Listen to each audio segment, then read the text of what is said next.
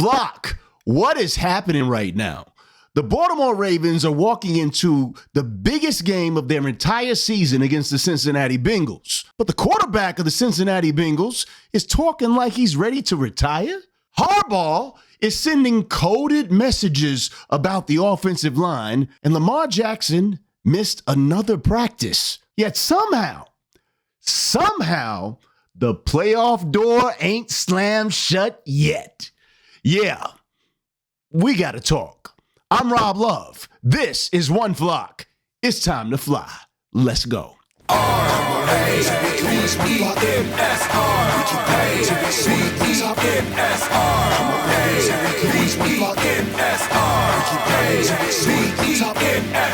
go Ravens, let's go Ravens, let's go Ravens, let's go Ravens. We are one flock, we are one flock, we are one flock, we are one flock. All right, huge episode. Big AFC division game.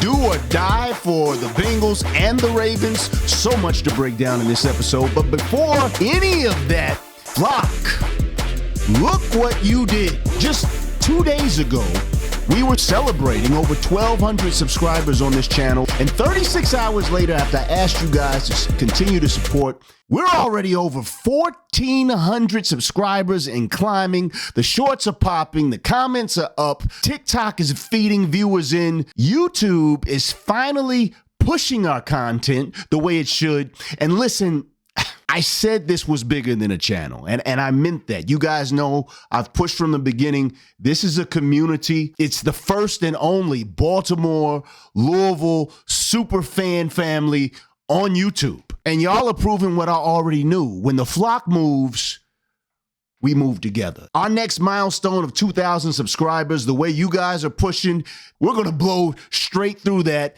And I am super excited. And because of that, I've got a big announcement. I've been waiting for the right time for this, and the time has arrived because of you guys. This Sunday, after the Ravens-Bengals game, we will be going live for the first official One Flock post-game show. And when the clock hits 0, win or lose, now we know we're wishing for a win, but either way, I'll be right here with you in real time. This is the start of something really big for the channel. Now, when the clock hits 0 and you guys call, when we're live, it's going to be your reactions, it's going to be your predictions, and they're going straight on the screen. And if you want to show love to support the channel's growth, a lot of guys been asking about this. Yes, Super Chats will be live finally for the first time, and we'll now be activating those during the live stream. So it's going to be a lot of fun. We're going to be good with those Super Chats. No pressure on that, of course, no expectations, but a lot of people have been asking. And if you want to rock with the movement, you want to keep this thing flying higher,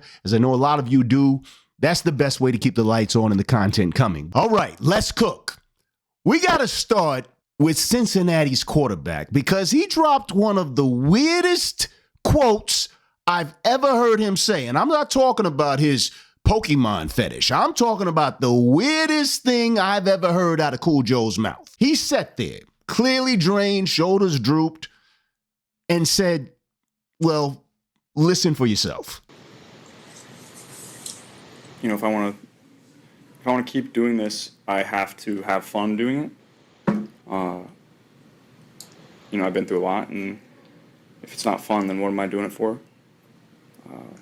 So that's the mindset I'm trying to bring to the table. How much fun are you having right now? Is it difficult to have fun, given the season, what you've been through physically, emotionally, all of it? Is it tough? Yeah, certainly. Did you have fun playing? How much of it was fun before? Winning's always fun, but in general, was it as fun before you got hurt? Did you view it that way, at least? No, I wouldn't say I viewed it that way. I think. What was the changing point? Changing point. I'm not sure there was a singular moment or of time. It's just reflection on a lot of things that I've done and been through in my career. I think I've been through more than most, and certainly not easy on the brain or the body. So just trying to have fun doing it again. You seem like there's something on your mind. Maybe I'm reading too much into it, but you seem frustrated. There's just a lot of things going on right now. All football related, personally. All the above. All we can do is focus week to week and try to win games. I don't think anybody's really thinking about the playoffs right now. That's within reach, but on our fingertips. So we just got to keep doing what we're doing and try to get better. What? We're doing that now? The existential crisis press conference? I mean, this guy went from talking about championship windows to what is the meaning of life, all in the same press conference. Now, Bengals fans are losing it. They're going crazy, thinking that Cool Joe is about to retire. The rest of the league and the rest of the world, all you're hearing is, yep, that's it. Joe's done. Joe's checked out. He's quitting. He's cooked. He's done. Now, I'm not saying that Joe Burrow is quitting, but here is what I will say. When your quarterback, who's supposed to be your emotional leader, starts talking like he's 2 practices from starting a podcast with Andrew Luck, that ain't good.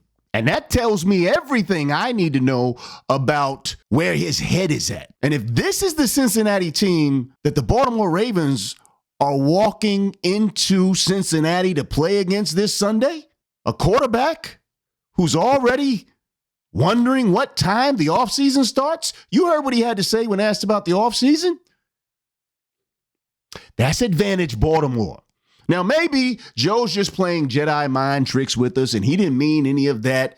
But you saw his body language. You saw what he looked like. Did that look like a guy who didn't mean it to you? Drop it in the comments. Let me know what you think. Are you putting any real meaning behind what we saw in this interview? What do you think? I know you guys have been vocal this week about a lot of things, but most of what I've heard you talk about is not Joe Burrow.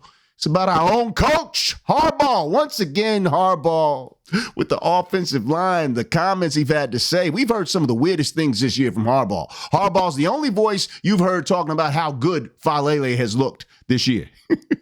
Harbaugh talking about the offensive line in general. How many times have you heard him say, looking pretty good to me, didn't you think? No. But that's what he's had to say, mind-boggling as it is. By the way, a lot of you guys, the Falele jingle that Kid Darkness put together for us, that thing's blowing up on TikTok. Thousands and thousands of views. It's in a YouTube short. You should check it out if you haven't already. Let me know what you guys think of that. Hilarious. It's almost as hilarious as what Harbaugh had to say when asked if Emory Jones, a potential replacement that a lot of Ravens fans have been looking forward to seeing in place of Falele. He was asked if it was in the plan to continue sprinkling Emory Jones into the offensive line going forward. This is what Harbaugh had to say that has Ravens fans going nuts. John, I know we asked about Emory Jones on Monday, but is the plan still to try to sprinkle him out there in the rotation form that he was before? You mean 2 weeks ago? No, it's not the same plan as that right now, no. Well, you know what that did? Instantly, Ravens fans everywhere were like, uh-oh, we're stuck with Falele. Harbaugh's doing it again. Well, that's probably what he meant, given what Harbaugh's done all year long, inexplicably, as it relates to Falele. But see, I didn't necessarily hear it that way. Again, this is because I'm an optimist and can't help myself. So I'm trying to think of another angle that maybe Harbaugh was sending a different message. Follow me on this one, see what you think. Okay, so what's the thing that coaches never do? Coaches never sprinkle in linemen, right? This isn't Parmesan cheese we're talking about here. You don't sprinkle in starters. So if Harbaugh was planning to rotate in Emory Jones, he would have said that, right? He didn't.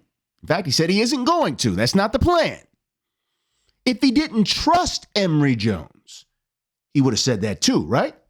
He didn't say that. So, flow with me here.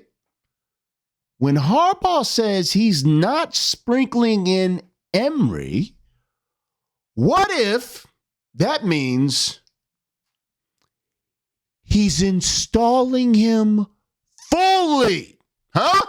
Would you like that? Would that get you excited? Would that get Harbaugh a little bit off the hot seat for right now? I think it would. I think it'd make a lot of us a lot happier about what we might see on the field. Listen, Harbaugh misdirects like a magician. We know that. He's done it for years. He'll say things to try to throw people off about what he's doing. And he's done it a lot, especially when he's trying to protect the rookie. He did it with Zay Flowers. He did it with Isaiah Likely. He did it with every young guy that he trusts. So if, and that's a big if we see Emory Jones start this Sunday, don't be shocked and don't be surprised if the big fella with the theme song isn't in the starting lineup. He's still got a great theme song, though. That Falele jingle's pretty good. One guy in the comments said he keeps hearing in his head, watch me whip, watch me Falele. Anyhow, speaking of being shocked, one thing I was shocked to hear this week was that Lamar Jackson missed another practice because Lamar looked like he was better last week, better than we've seen him in over a month. He was running, moving better. But Lamar was listed as a non-participant for a non-injury related reason. Now, of course, right away, those who were overreacting were like, oh my God, his injury's worse than we thought. We're doomed. And then you got people on the other side that are saying, oh, shut up. It's non-injury related. He's fine.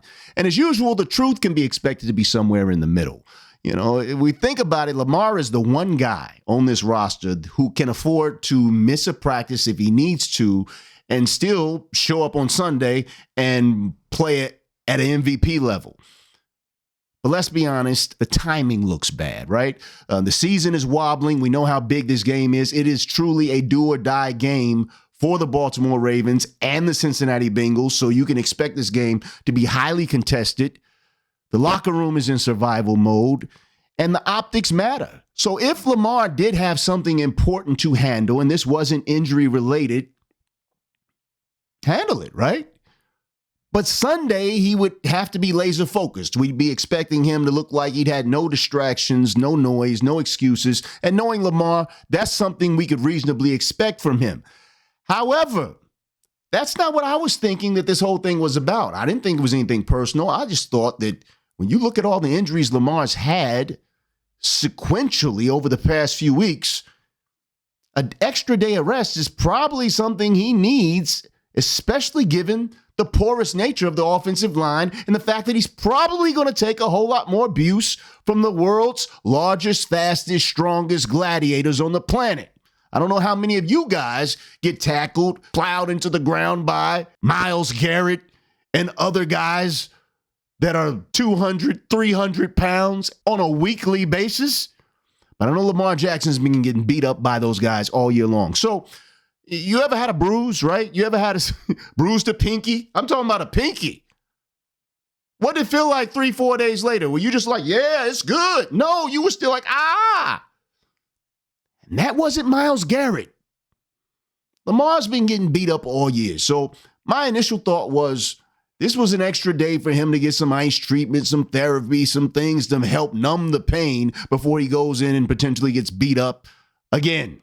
But we didn't have to wonder about that for long because in Lamar's press conference, this is what he had to say. Check this out. Lamar, do you feel like the rest days you've had of late, given all the injuries and whatnot, have been helpful? Yeah. I feel like rest is one of the most important things when you are recovering from any injury. How do you think, though, has that impacted, do you think, performances with the completions, the accuracy, and such, and turnovers when it comes to the games? No, because some turnovers you can't help. Tip passes and stuff like that. So no.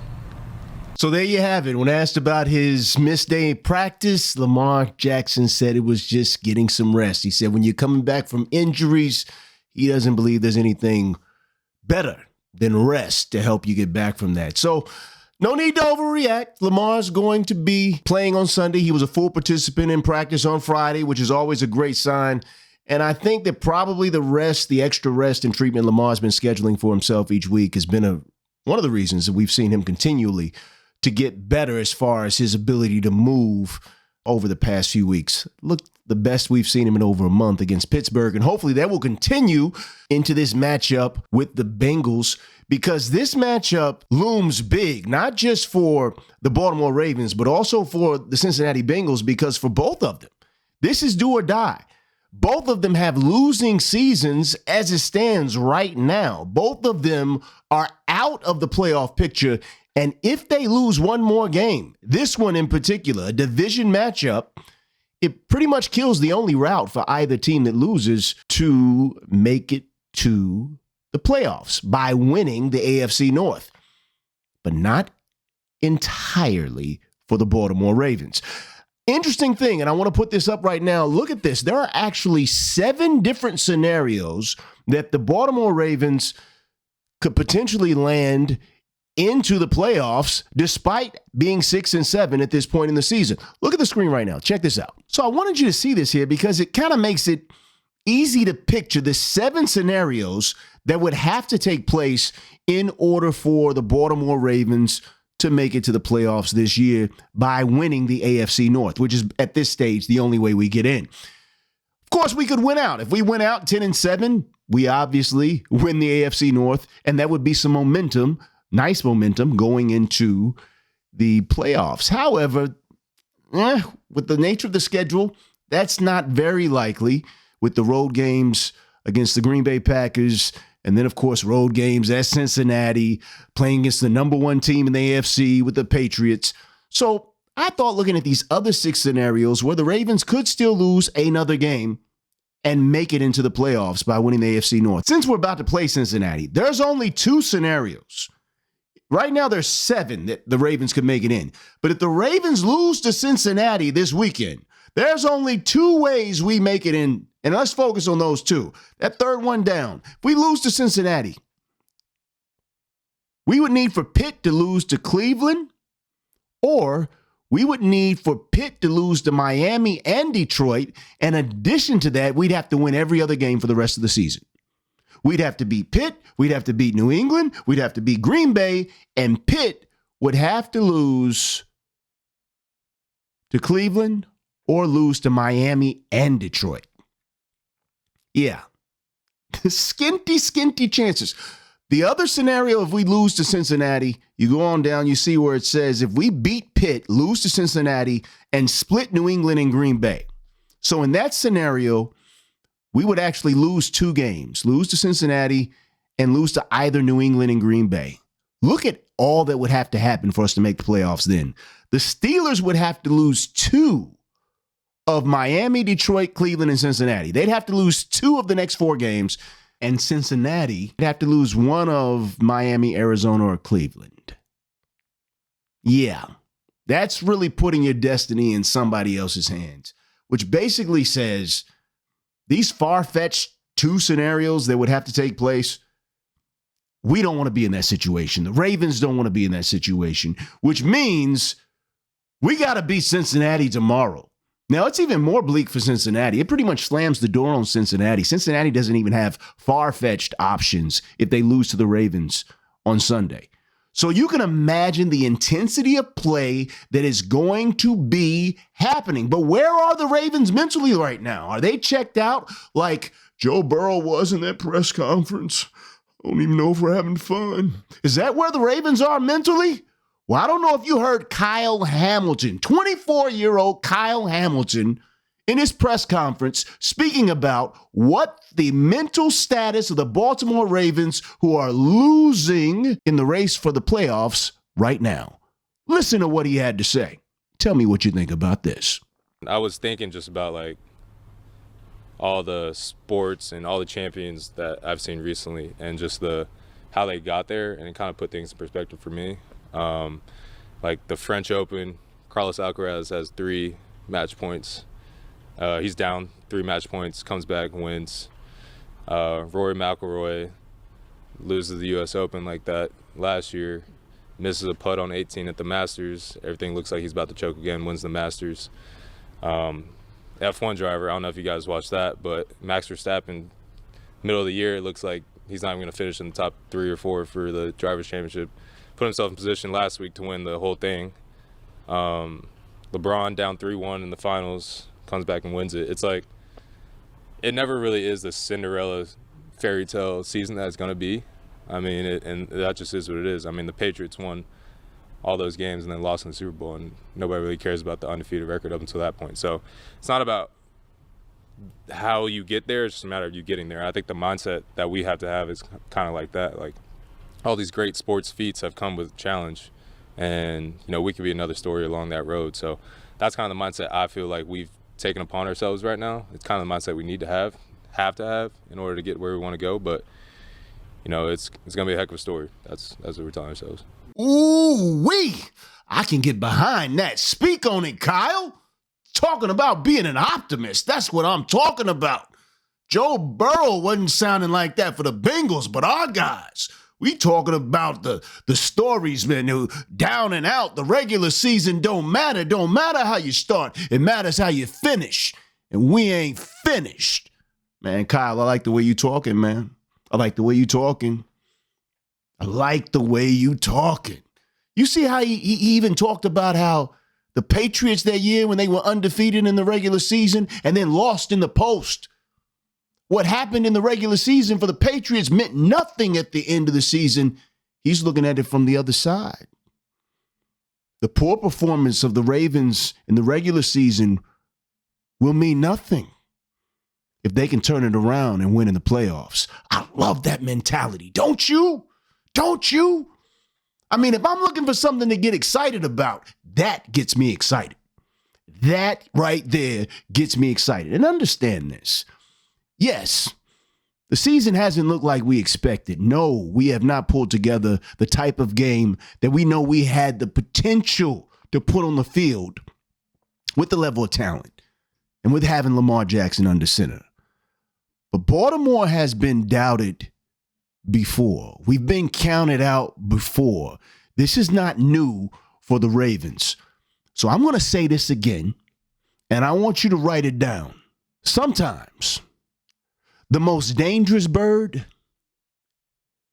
is a bird that's backed into a corner. And the Baltimore Ravens are in that corner. And anybody who thinks that's not dangerous, watch out. That being said, on the predictions, we got this game coming up tomorrow. What is my prediction for this game? What is your prediction? Put it in the comments right now. We'll compare notes. We'll see what's up. But let me go ahead and give it to you straight. This is going to be an intense game. It's going to be two desperate teams playing desperate football. Regardless of what Joe Burrow's put in the press conference, I believe he comes out as a professional, the thing he's always been, and plays like Joe Burrow. Chase is going to be on the field. He's traditionally given this Baltimore Ravens team fits, and he's right back at it. There are some injury updates that are influencing this game. We know T. Higgins wasn't in the last matchup because of injury, and it just was released that he will not be playing because he's had 2 concussions in the last 3 weeks. He's going to be held out for health reasons. That's the responsible thing to do for them. Hope T. Higgins is okay. He's an awesome wide receiver. If he had played Sunday, wow, that would definitely change some of my predictions on how this game could potentially turn out because of how we've struggled just 2 weeks ago with just Jamar Chase on the field. If T. Higgins was back as well, that could be rough and tough. But there are some things beyond T. Higgins not playing in the game that have changed health-wise. The Ravens defense is getting healthier. We're getting back 2 of our players potentially that have been missing off defense who are huge contributors. Are Darius Washington and Tavius Robinson could be suiting up with this defense. And as this defense starts coming back into form, looking healthier and healthier, what better time than when you're going up against a desperate Cincinnati Bengals squad led by Joe Burrow with Jamar Chase out there running around. I mean, having a stronger defense can only help at this point. And this game is going to be a little bit difficult to play in. I mean, the circumstances for offense and defense are going to be trialsome because the forecast, have you looked at it? Single digits, negative wind chills. Could be the coldest game ever played in Baltimore Ravens history. Recorded anyway. And there's been some cold games. We know that. What kind of effect does that have? You know, the ball flies different when the air is cold, below freezing. How much will that affect the effectiveness of the long passes by Joe Burrow and Lamar Jackson? And if the passing game is affected negatively by the temperatures and the cold hands and the sensitive fingers and all of those things that happen in cold temperatures, when the running game becomes more important, how much will that play in the Ravens' favor? We expected it to play in the Ravens' favor in the last game. Cincinnati Bengals had the lowest ranked rushing defense in the country coming into that game, and yet didn't look like it against us. They were stuffing Derrick Henry in the backfield. They were getting to Lamar. 5 turnovers they got. They were swarming on defense. Didn't look like what the numbers said they should look like. Was that an outlier game?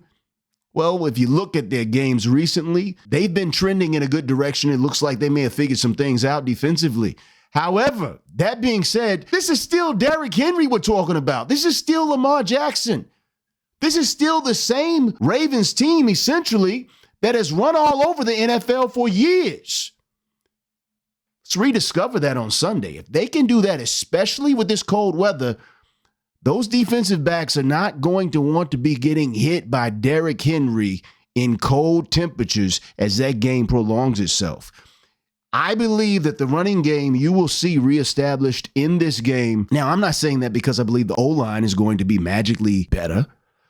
I think that through scheming and coaching and also some regression by the Cincinnati defense back to their mean of not really being that great, I think that you'll see as the game ebbs along, the running game really begin to weigh in Baltimore's favor, especially since now not only do we have Derrick Henry, but we also have Keaton Mitchell, who's been cleared to play. He was a full participant Friday. So having the 1-2 punch, Keaton Mitchell, Derrick Henry, Lamar Jackson feeling healthier, I really look for the Ravens to utilize the run a lot in this matchup and focusing on ball security. Because remember, the last game, 5 turnovers. The Ravens cannot do that and win.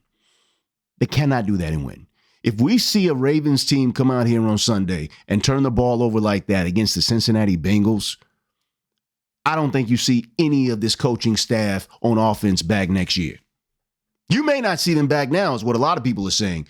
But if they haven't coached this team up on ball security, I mean all week long, especially since that debacle 2 weeks ago where we turned over the ball 5 times against the Cincinnati Bengals, then there's no excuses for that. There will be no excuses for that. So I look for the Ravens to really come out and establish that run, beat the Bengals, and get the help from the 2 AFC teams that they need help from, namely the Pittsburgh Steelers getting a loss and, of course, Cincinnati. Now, the Cincinnati defense will be encouraged by the fact that potentially Rashad Bateman won't be on the field, who has been one of the better separators for the Ravens offense in the recent years. He's dealing with that same injury with the ankle, appeared on the accident report this week, and so Rashad Bateman may not be suiting up. Also, Andrews, who recently got paid. Andrews is listed on the injury report with some sort of glute injury, may or may not. I think he was a participant in practice yesterday, so Andrews probably will be suiting up, but that's something to keep your eyes on. So could be a big game for Likely to step up. Could be a big game for Hopkins to get involved more. We know Lamar was looking for him in that pass in the where he was wide open in the Pittsburgh game. But that's just something to keep your eyes on. I think we get a good game from our defense. We're talking about the Cincinnati Bengals defense. Our defense really got embarrassed by Cincinnati the last game. We couldn't turn Cincinnati over. Joe Burrow looked extremely comfortable in the pocket. I think our healthy defense really takes this game seriously, adopts the Kyle Hamilton attitude, and gets after it. I see a turnover coming against Joe Burrow in the cold, and the Ravens defense gets a score. Gets a score. Not just a turnover, but gets a score in this game. A scoop and run. Don't get me wrong. I don't expect this game to be a blowout no matter who wins. This is going to be, in classic Bengals-Ravens fashion, a highly contested, really, really intense matchup from the opening whistle to the time when the clock reads 0-0-0. Expect for crazy things to happen, but I'm going to give you a couple of predictions because we've seen some pretty unpredictable stuff happening with the NFL because of the way the league has seemed to interject itself to affect the outcomes of games. We have an episode on that. I'm not going to talk about it again. If you haven't seen that episode, you definitely should. It's been going viral.